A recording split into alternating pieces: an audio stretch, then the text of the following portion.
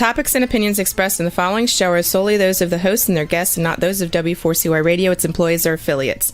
We make no recommendations or endorsements for radio show programs, services, or products mentioned on air or on our web. No liability, explicit or implied, shall be extended to W4CY Radio or its employees or affiliates. Any questions or comments should be directed to those show hosts. Thank you for choosing W4CY Radio.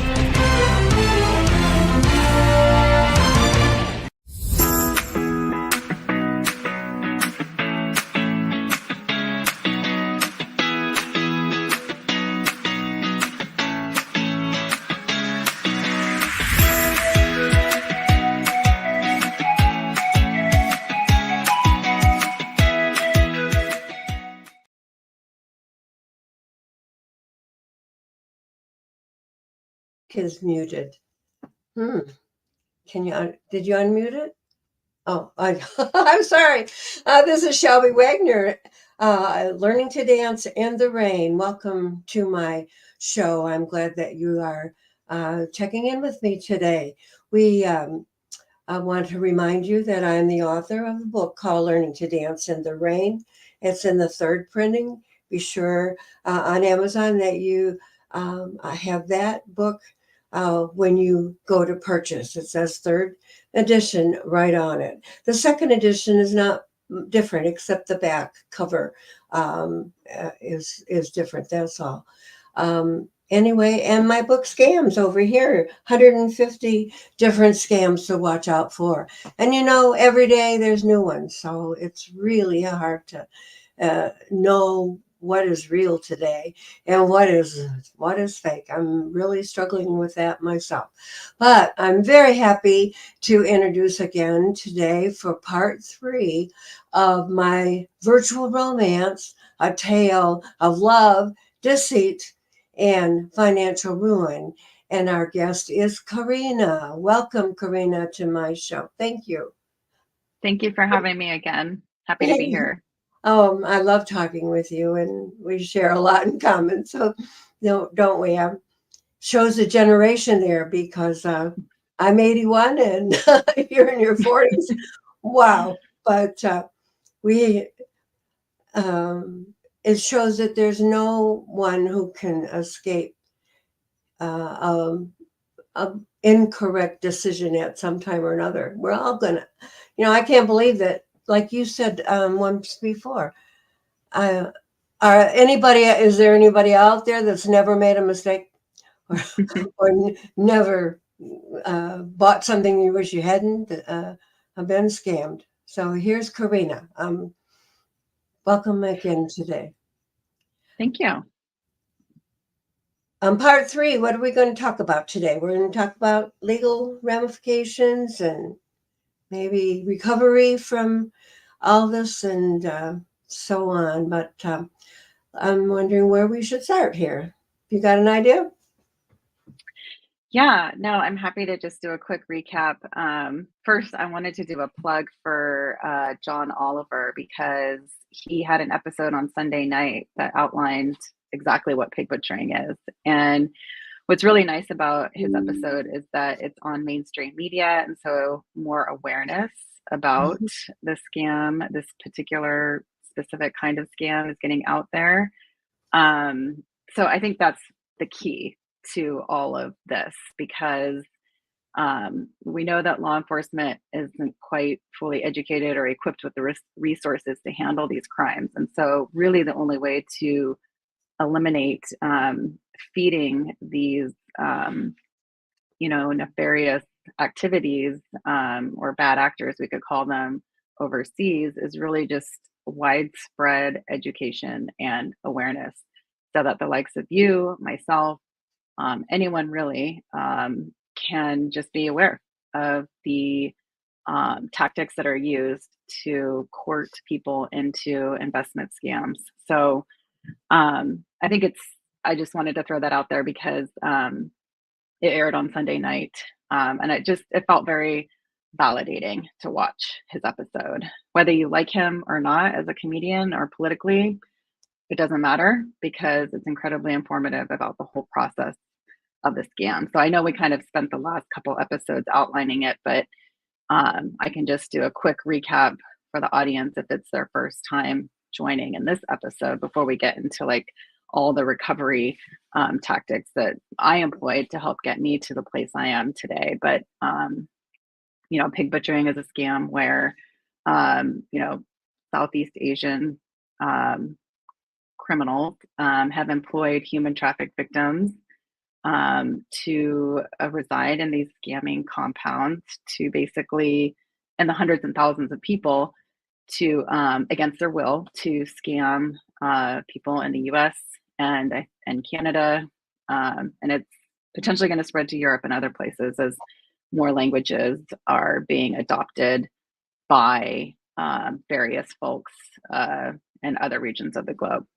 So what the pig butchering scam is basically is a way to target their victims is through dating apps or social media platforms to basically court a person into a romance and gain their trust and compliance over the course of, it could be a month to several months. It's a very long con because the ultimate goal is to get that person to trust the scammer in a way that they would usually not trust probably anyone else in their life because that person becomes their confidant to then invest in a cryptocurrency platform, which is fraud. So you think you're investing in a platform that's going to give you gains that help you, in my case, pay off student loan debt and in a quick way. So it's desirable in that sense. But you're also in this long con of thinking that you're developing a relationship with somebody that is going to be your ultimate, future partner for life. So it's kind of a twofold deceit in that it's a romance scam and it's a financial scam. So I see some questions popping up in the feed, and it's hard not to address them. Saw that too. Okay, good. But yeah, is there justice for people who fall into these scams? Unfortunately, we're not in a place where people do retrieve their funds back. And I kind of went into it a little bit last time. But the reason is, and I'll just kind of walk through quickly what I did once I found out I was in a scam. I went to local law enforcement. And that officer didn't know anything about crypto. And that's the thing, is not a lot of people know about crypto, which is also another reason why it's such a sophisticated crime. They're utilizing a platform and a digital currency that not a lot of people know how to use or know anything about.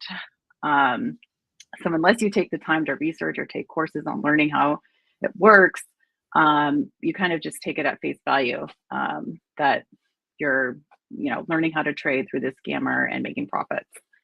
But at any rate, going to law enforcement for me did not, even to this day, I haven't received any real feedback on the status of my investigation. So, and that's because when I went to the officer, he didn't know anything about crypto, and his concern was mostly about the scammer, the images and the contact information of the person that they were using, the identity theft. So basically the person that they confiscated from the web somewhere and use that person's images and videos to scam me and a multitude of others, I'm sure. The police officer was mostly concerned, and we both were, because we both didn't know what pig butchering was, about this person, like how, where is this person and how many other people are they scamming and all of that. So I was encouraged when I contacted Coinbase, the exchange that I used on my own, to file an IC3 report, which is basically a web form that you fill out. It's an FBI report. So I did all the things. I reported to FBI, I reported to local law enforcement what had happened and all the transactions I made and all the money that I lost. But it wasn't for another 3 to 4 weeks that I learned really what happened to me, which is the pig butchering scam. And that's because I just found an article that was published on a website called Aura, where they explained step by step exactly what happened to me. Met the person on a dating app. They moved me from the dating app to WhatsApp, courted me over the course of 4 to 6 weeks before bringing up crypto. I mean, they did bring up crypto before that, but before I actually did a significant investment into their fraudulent platform. And then basically that's, the whole stages of the pig butchering. And if I didn't make it clear before, in this article, when I read it, 3 to 4 weeks after I found out it was a scam, they had identified the 4 different steps as being the fattening of the pig, which is where they get you to like them and trust them. It's also called the packaging. And then the raising, so where they kind of get you addicted to that communication, the romance part. And then the killing, which is where they start taking your money that you think you're investing for profits. But basically, the second with which you are dropping it into their platform, it's being moved from address to address to address, and then eventually cashed out into an exchange within 4 to 5 days of you depositing your funds in there. So that's called the killing. And then the final stage is when you're basically depleted and you have no more money to give, and you try to withdraw your funds. They say that you have to pay a security verification to withdraw your funds. And that's considered the slaughter, I guess you could say, the butchered. You are butchered at this point because from snout to tail, you have been butchered, depleted of almost, your life savings in some cases. The amount of money that I lost seems insignificant compared to a whole slew of people that I've seen in the media since I've learned about this scam. People have lost millions of dollars. In fact, last week, an article came out about a guy who was the CEO of a bank in Kansas who basically invested into this crypto platform, but used funds from the bank, embezzled funds from the bank to support this scam. Obviously, finding out it's a scam, losing all of that money, the bank collapses. It's awful. It's just awful. And there's people who get to the state of wanting to commit suicide because they feel like they have no other option to get out of this mess. And so, long story short, probably too late for that. For me, once I found out it was a pig butchering scam, I started networking through LinkedIn and finding people who were crypto investigators and trying to understand how, if it was even possible to get my money back. Because I didn't know what I know today, which is, that you can't, because the money just moves way too fast. And law enforcement has to know almost immediately that what's happened to you is a pig butchering scam, so that you can give them your wallet addresses, and within 24 hours, they can trace and potentially even freeze the funds in the exchange that they're trying to cash out in, so that they can actually give it back to the victims. I'd mentioned Erin West before, which I think you might be having on your show in the future. She's a Santa Clara County prosecutor who I connected with, who has actually had success in doing this for, I think, up to 26 victims in the Santa Clara County. I'm just in the next town over from that. And the officers that I was working with didn't know anything about it. So it just goes to show how unknown and not well reported this is, because the more people that report, the better, because that's only going to help institutions like law enforcement get more funding to have the resources to be able to caveat and maybe even freeze and get the funds back for the victims. But in most cases, it's a long shot. You're not going to get your money back, and I've also come to terms with that at this point. I'll never get the money back that I put into this platform. But it's something that obviously I had to make huge adjustments in my life as a result. And that was probably one of the harder parts of this whole thing, was just, I think I mentioned last time I lost my job through this. Our site had shut down. I was in the biotech industry. Fortunately, the same job or company rehired me into another role.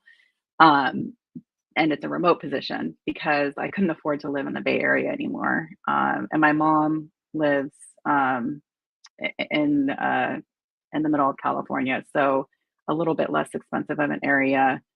But I basically sold all of my furniture. I moved in. I'm still living at home in my mid 40s.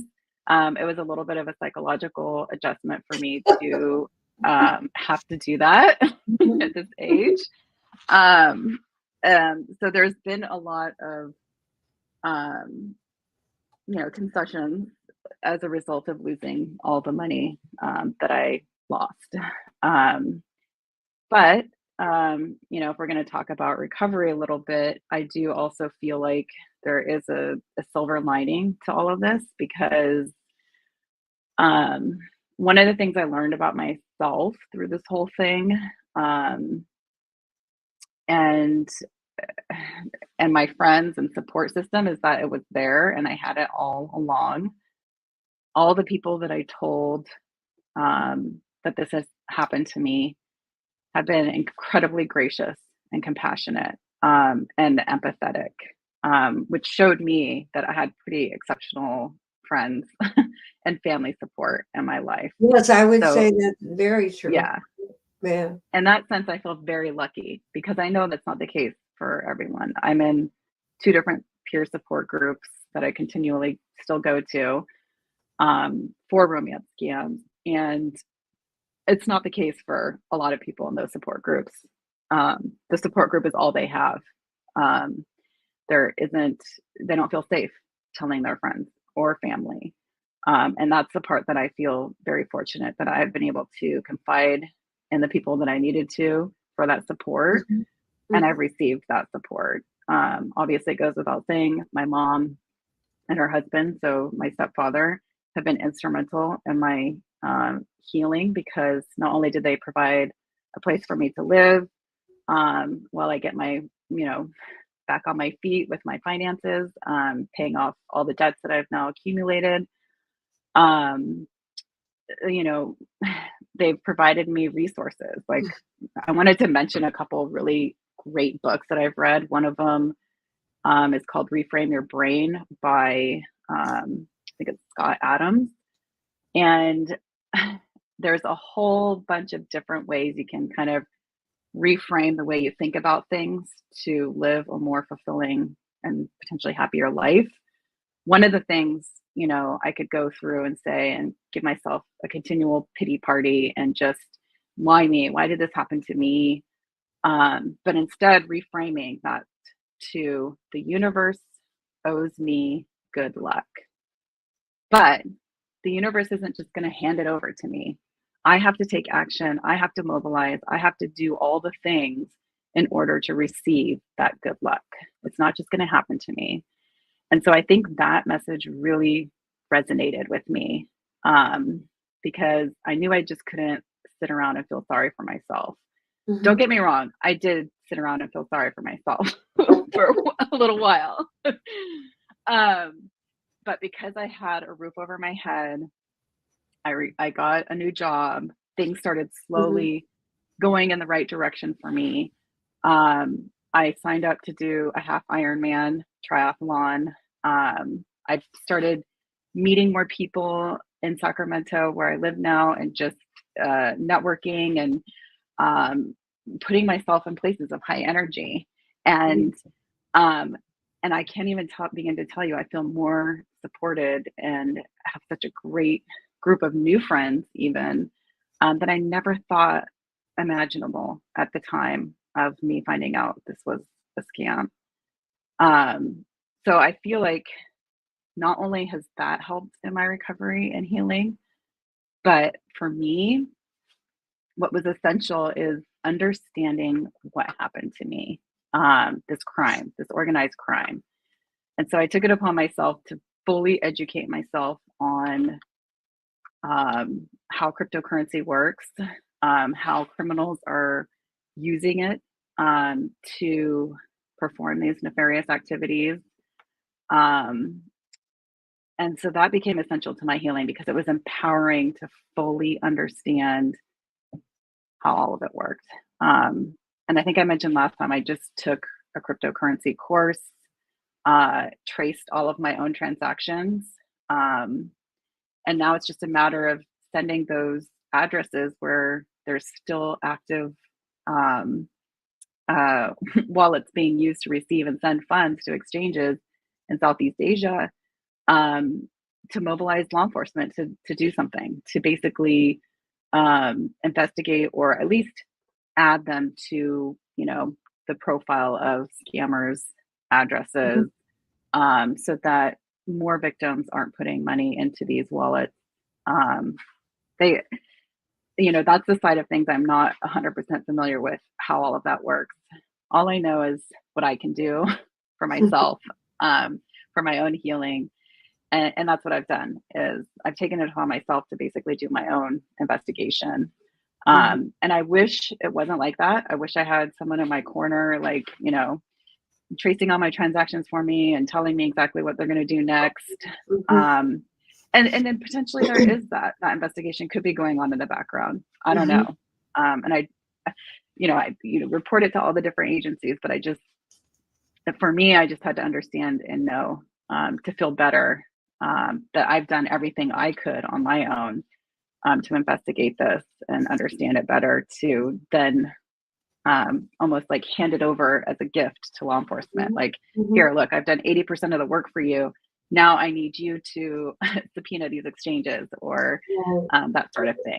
And again, the money's gone. I don't care about that so much anymore. The part that still needs to be mobilized is just making sure that more victims aren't continuing to be able to get scammed by these same bad actors, who all these wallet addresses and exchanges belong to. So I think those are probably two of the main things. Knowledge for me is empowering, having the support system in place with family and friends, and feeling very fortunate that I have that as a resource. Continuing to put myself in places of high energy, with my, triathlon training and simple things like eating healthier and just getting busy, getting yourself out there and doing it to active helps you a lot. This is like walking, I guess. You feel a lot better once you've gone for a walk. Doing something physical like dancing. I love to dance, and it really helps to alleviate some of the pain from the past because you don't think about it so much anymore. That's great. Yeah. There was a question. Go ahead. But there was a question about a grant or support group. Yeah. I don't know anything about grants. I know that I started this podcast, this radio show, to help get this information out there about scams and about dealing with other issues, of course, and about recovery and resilience. That's a new word for me. Road to resilience from, well, I can't think of it right now, but we're healing. From pain to healing and a road. Do you know anything about the grants, or is that person still out available? I see the question also. Is there any way for you to get a grant to start a company that gathers information from victims to help law enforcement find these thieves? Great question. There are actually, I mentioned Aaron West's office before, but there are different cohorts of investigators across the states that are tackling it. They just need to get unified. The goal is to be able to have a triage place such that when law enforcement receives the information from the victim, they can just send it off to like some centralized place for them to trace the crypto and then find out the origin. One of the things, because I've met a few different law enforcement through the crypto investigation course that I took, one of the things I learned is if the exchanges are in other countries where we don't have jurisdiction, they can choose not to cooperate with us. There's nothing that holds them accountable to working with the US government. We can subpoena them and seize and find out the IP address potentially of the scammer that, cashed out the funds from an exchange. And I may have mentioned this last time, but that person is probably just um, someone who's agreed to have their account be used for the money laundering purposes. But this is part of a larger organized crime. So the way we like to call it now is that it's a transnational organized crime, meaning that it's going to take more than local law enforcement to combat this. This is going to be like a US government national led program or alliance with other countries to be able to infiltrate these bad actors because they're based and originating from Southeast Asia. And they're probably expanding beyond to other places like Northern Africa, where they speak other languages and can target Europe, for example. So there is a great documentary on Al Jazeera, which is a pretty reputable media outlet, about these families that have originated in China. And I call them families because they're essentially gangsters. It's like the mafia, equate it to the mafia here. But basically, these families that were kicked out of China because they were scamming people in China using the pig butchering method, and they were actually relocating to Myanmar because the laws and rules are different in Myanmar. And what happened is, and if you watch the John Oliver pig butchering episode on Sunday night, he goes through and explains it very clearly. These criminal families who relocated to Myanmar are occupying casinos that have been abandoned as a result of COVID. So the beginning of COVID, when no one could go into work, everybody was at home, isolated. They turned those casinos into these scamming compounds in Myanmar. And so that's where they started recruiting people who thought that they were going to get a job working in IT or computer graphics. So it's a whole nother scam going on over there, where the people who are being infiltrated into these scamming compounds are also victims, because they have no idea that as soon as they are flown into Myanmar or Thailand to do the job that they thought they were going to be doing, or that they were recruited to do, their documentation is being taken away, and then they're held captive and required to scam Americans for 16 hours a day, and they're given these fake profiles to do so. So just, I don't know if that helps answer that question, but the reason why it's a much larger issue is that it goes beyond local law enforcement. We have to mobilize as a whole country. And because it's a transnational organized crime and we don't have jurisdiction in these other countries, those law enforcement agencies have to be willing and ready to work with us as well to take down these bad actors. And unfortunately, some of these officials in these governments in high-ranking positions are helping to facilitate the scam as well. So it's too big, and that's why it feels overwhelming to be able to tackle it on that side. So the real only way to tackle it is through public widespread education, so that they can't continue to take money from the people abroad or even in their own countries. It's So that's really educating the our way. law enforcement right in their own local area. I guess I need to get out and do some talking. I just kind of, they patted me on the back and said, you won't get your money back. We're sorry about it, but there's nothing you can do about it. That was 3 years ago. So I don't think that my local enforcement people would know that much more about it now, unless I do something about it myself. So I have to. And I think it's just having the good practice when you're online. Like it's almost like there needs to be a course, for everybody who decides to go online for dating or any kind of social engagement with someone you don't know. And it's just, I don't know what it needs to be called, like internet hygiene or something, but just basically, there's certain tools like Google reverse image. There's also the Dark Knight website, which I use to find and identify my scammer or the identity that they used. And that's the 48-year-old gay male model / business owner in Texas. And it was definitely a mind twist when I found him on Instagram and I watched all the videos he posts and heard his voice for the first time because I had a completely different image. He's supposed to be, this Dutch guy, from the Netherlands. And, it's just definitely a mind twist to see that for the first time, who he really was. And he's aware that his images and videos are being used to scam people. He's posted multiple videos about it. I don't think he's interested in helping to raise awareness or help the cause necessarily. He's not even educated in what's really going on there. Do you think?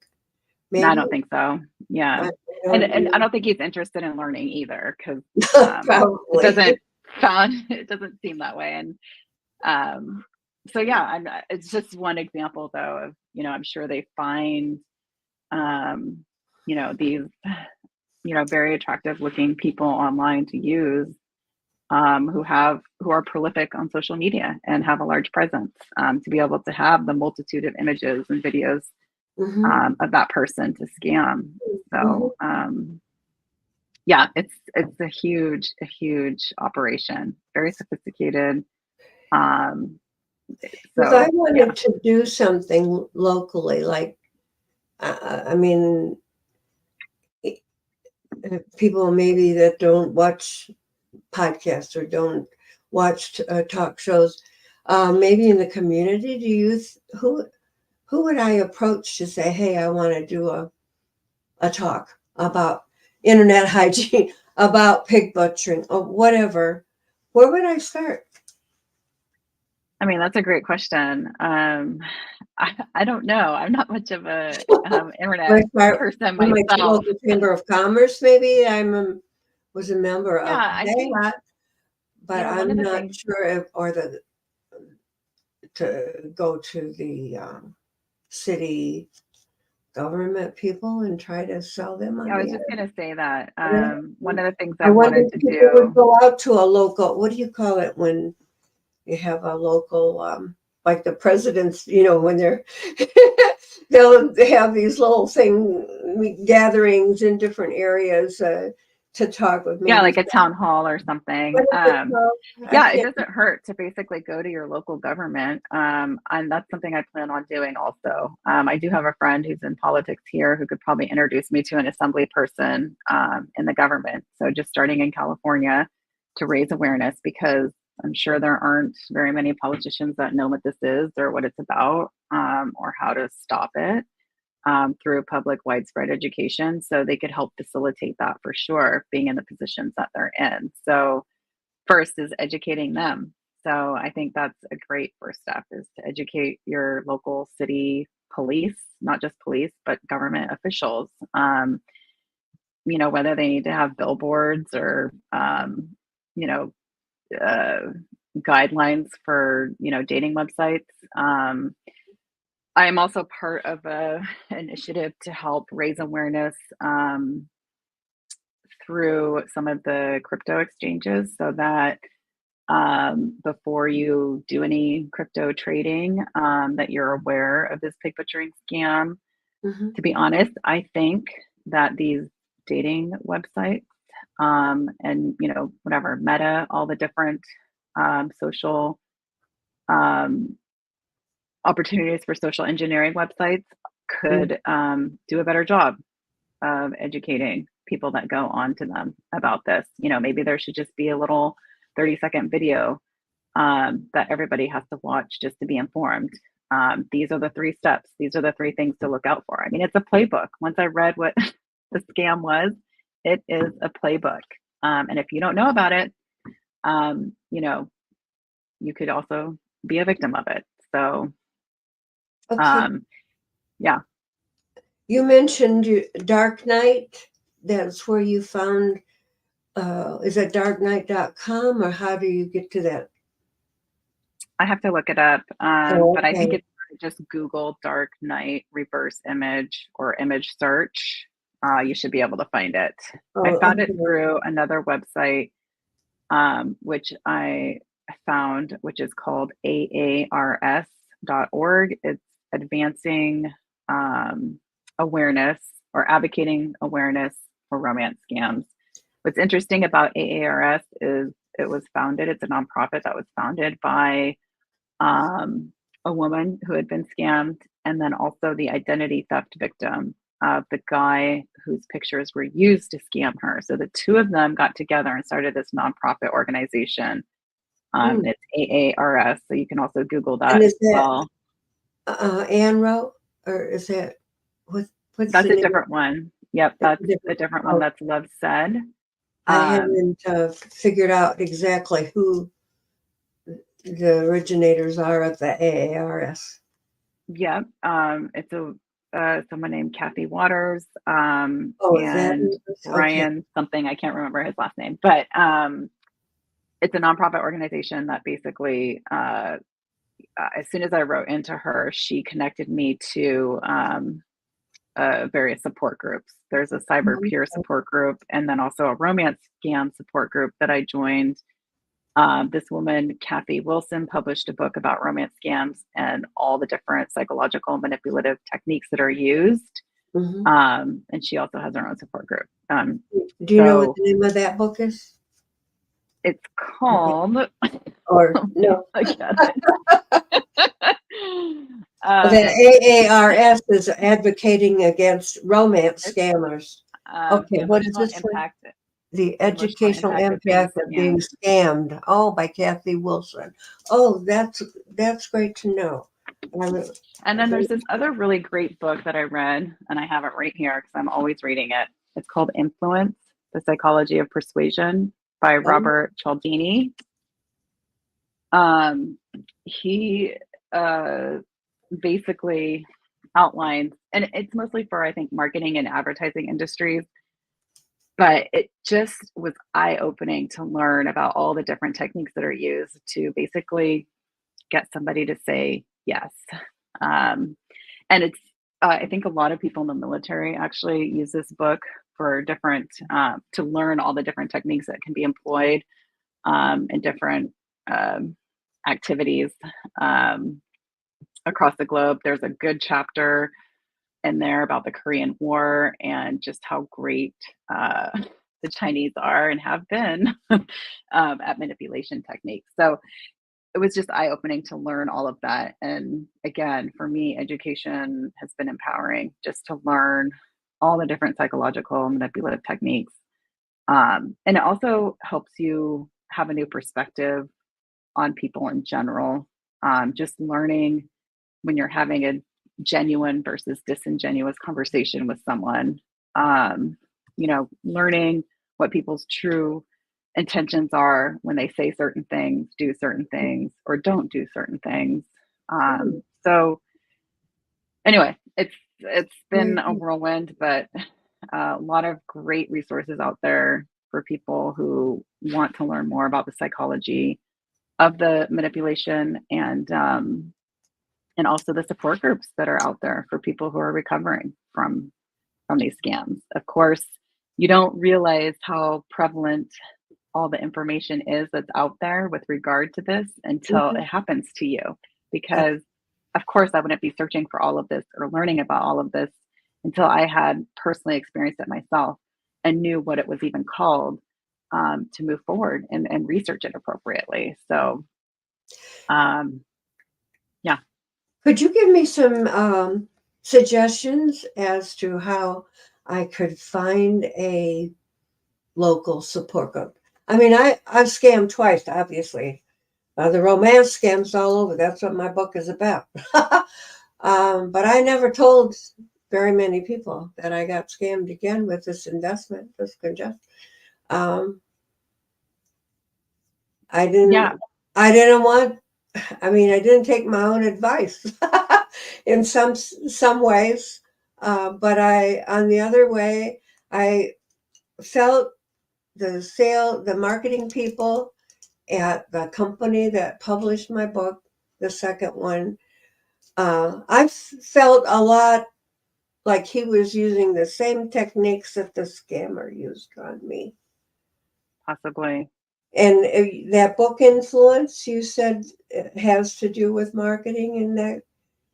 Well, I mean, it's not just for uh, marketing, it's for it's just techniques that people have learned to use that work on people. Because we're the biggest, the easiest flaw. Getting into somebody's brain and manipulating their emotions is the easiest mhm. way to accomplish, at least for these scammers, to accomplish what they want in the end.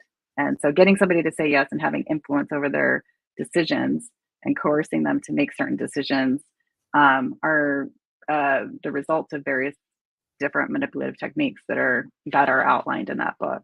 Uh, Um, and and that was influenced by who is the other? uh, it's Robert called Influence: The Psychology of Persuasion. Robert Cialdini. I'll just put it up here for people to see. Cial Dini. Doniene. Okay. Yeah, I'm very interested in that, and the other one also. This one I here. I didn't have a support group. The Emotional emotional Impact of Being impact. Scammed and How That's to right. Recover by Kathy Wilson. Okay. I didn't have anybody to talk to except my family. In fact, at first, with the romance scam, I wasn't intending on telling anybody that I sent money And to this person because I had bragged out, no, I won't do that. No, it's I won't do that. And I well, it's had a lot of embarrassing, requests. I right? had a lot of requests that I returned down. But the one guy, it wasn't even love. It was it said he was in China and he'd been beaten, he'd been left for dead. The police thought he was involved with the murder of this other guy, and he was starving. He didn't have any money. And I thought, this has got to be a scam. It's too bad, the emergency was really over the top. And so I figured it must be a scam, but there was this other thing in me from my Christian bring up that could I let this man die of starvation in China? And he found my weakness, and that was where it was. Some people go to China and they never come back. Some missionaries go to different countries and get caught and never come back. And so all of that played a big part in my vulnerability, I guess. But who did I don't know if I And would have that's what makes them told so anybody about good. it if I had the bank refused to let me have the second set of money I was going to send to them. They recognized things about me that looked like suspicious. In fact, when we finally sat down, Miss Wagner, we think you are being victimized. And okay. And then they said they had called my daughter because she was on my bank account. They'd called her. Mhm. So I thought, well, the cat was out of the bag. So when I got back to her house where I was living and I started talking about it, I thought she already knew. And when I got through telling her about it, she says, "Oh, gee, I had some strange telephone numbers on my on my caller list, but I didn't answer the phone because I didn't recognize them." And I thought, "Oh boy, me and my big mouth."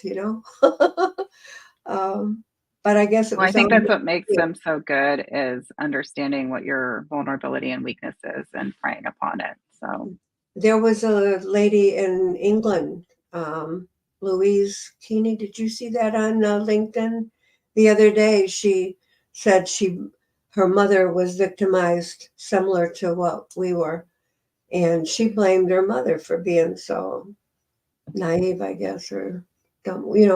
So she's going to be here 2 weeks from today, and she's going to talk to us about that. And I thought, wow, that's exactly how I felt, the first time. The mhm. second time my kids were involved and I wouldn't listen to them with this investment thing.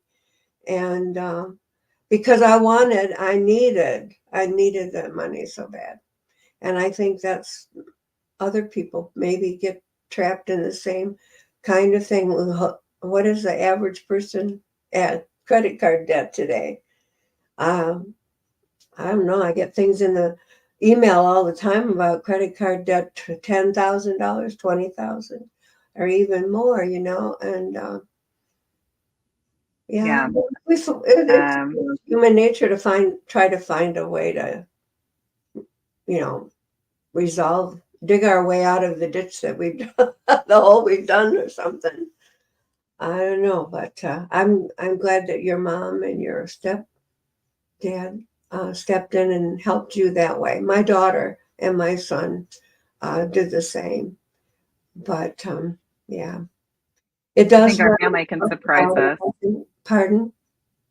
Our family can surprise us. And I try to articulate that to some of the people in our support group as well, who are just so fearful of confiding in their family because of the shame, the guilt, Right. the embarrassment of it. Mm-hmm. So that's where the education piece continues to come in, is also teaching others to have empathy, because I'll always go back to, what I said last time, which is, are you telling me that you've never been manipulated in your entire life? Are you telling Right. me you've never been lied to and didn't know that person was lying to you? Mm-hmm. This is just one form of it. And with the internet opening up the world to speak to each other from across the globe, cons and scammers have been around forever. This is just a new way of doing it in our modern era. And they've perfected it. The reason it continues to happen is because it works. That's very, very true. That it works, right, on our human need. And I want to thank you, Karina, for sharing your story with us. And I want to tell listeners, if you missed the first two parts of these episodes, they are on the podcasts out there, but you can listen anytime you want to on demand at my website, learningtodanceintherain.com. And I thank you for being here today with us. And I invite you to come back next week. I'll have Pastor Carl again, and we're going to be talking about a happier subject, hopefully, love. Navigating the maze of love. But I really appreciate Karina being here, and please keep in contact and come back again sometime. Okay. I will, for sure. All Thank you right. for And having me Shelby again. Wagner, author at gmail.com, if you would like to write to me, and we'll try to find answers to your questions. I'll call Karina whenever I need to. Please do. Okay, thank you very much. And goodbye, everybody. We're signing off for today. We'll see you next week. Learning to